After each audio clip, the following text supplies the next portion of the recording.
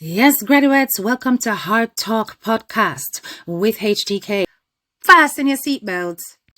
Hey graduates, well gone. Look here now, I am so angry. I came across this status update by the Jamaica Constabulary Force about an hour and a bit ago. And allegedly, this gentleman that you can see on the screen, his name is Giovanni Ellis, otherwise called Cooliman. He is wanted as a person of interest in the unaliving of a little girl. Her name is Kelsey Ferrigan of Job Lane in St. Catherine, and her partially undressed body was discovered at about 8 p.m., upside down in a barrel at her home. Her body has appeared to have been beaten, and investigators have theorized that she was essayed. Now, after detectives launched an investigation, they came up with this person of interest, this Giovanni Ellis, otherwise called Coolie Man. He is being urged to report to the Spanish Town police station immediately.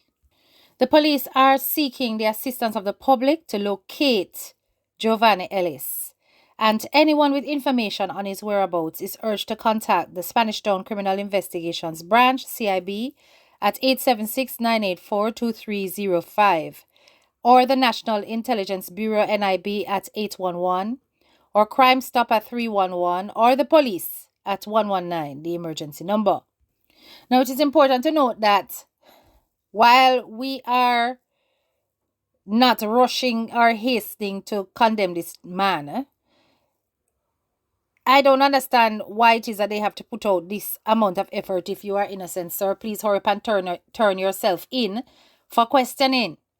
Because if it is not you, be very careful out there, because the Jamaican public might just act instead of the law taking its due course. Now, what has happened to this child is disturbing beyond belief. Disturbing. To imagine that this little girl was not only beaten and her half-naked body placed in a barrel, but also she was interfered with. Listen, we are so sick and tired of these things happening in our country.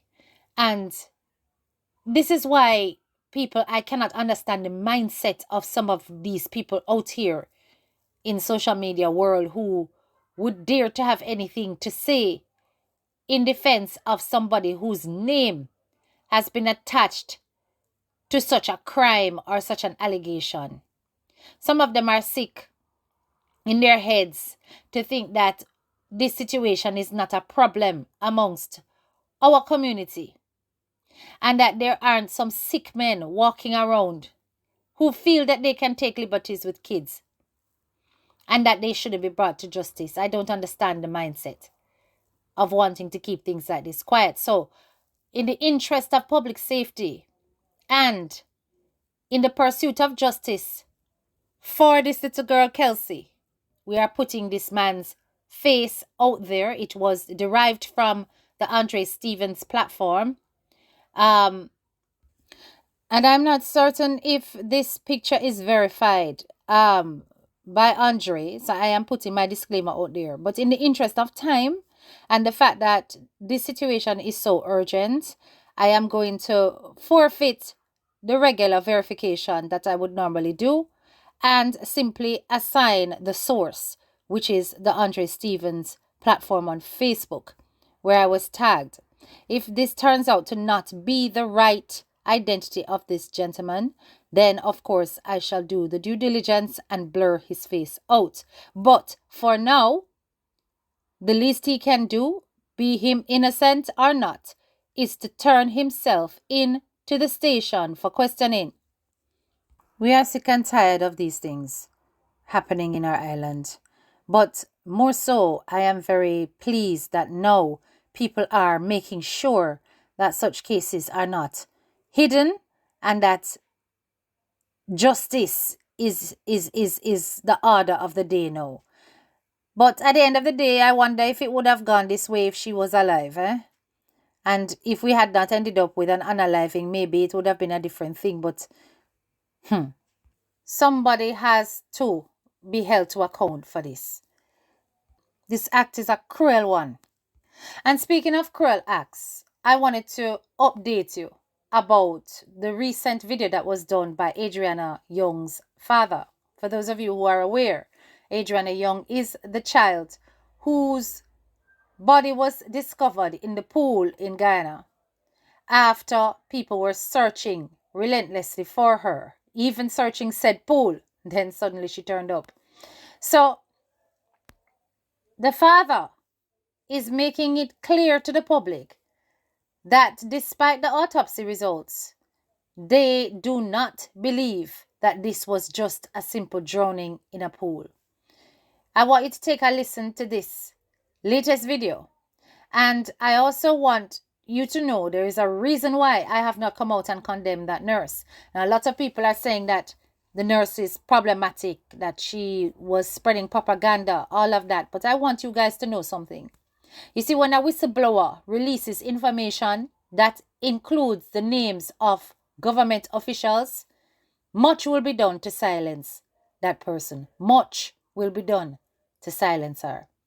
So, I am not going to condemn the nurse necessarily. I am just going to make note of the scientific things that she said that made perfect sense.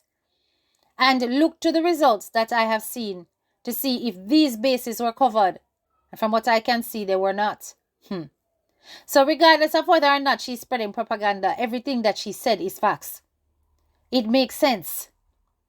And these are things that needs to be investigated. Why do you guys think that the funeral was postponed? It was with good reason. Because these questions remain unanswered.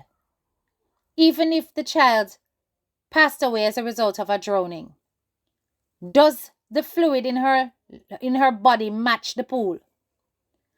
Does the chemicals in her body match the chemicals in the pool? What about the fact that she could have drowned elsewhere? And as for the other things that the nurse said, has there been any kind of investigation to make sure those things were ruled out? Anyway, I leave you to listen to Adriana Younge's father. Big up on herself. This is your girl, Head Teacher K. For the people out there and the people watching, good morning to everyone. Say, you see, the people who want blaming and pointing fingers and trying to put blame on my family and trying to say my family careless. And my family, this and the police don't want to try to say my family careless because they lost my daughter. My family never lost my daughter. Here, my daughter was kidnapped. She was kidnapped from where she was. She left and go to the washroom, wherever, they where she was taken from.